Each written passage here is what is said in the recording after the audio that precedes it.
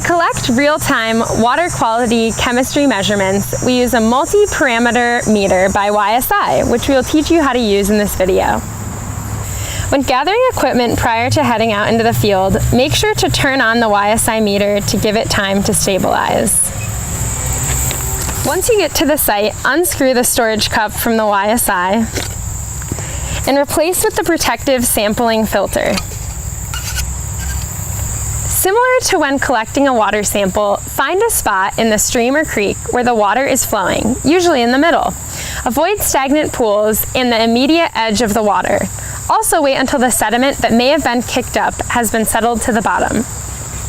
Now gently place the probes into the water, ensuring that they are completely submerged and not touching the bottom of the water.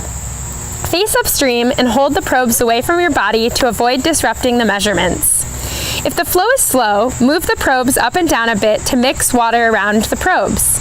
If the water is too shallow, hold the probes horizontally in the water. Once the readings have stabilized, read your measurements out to the recorder to fill in the data sheet.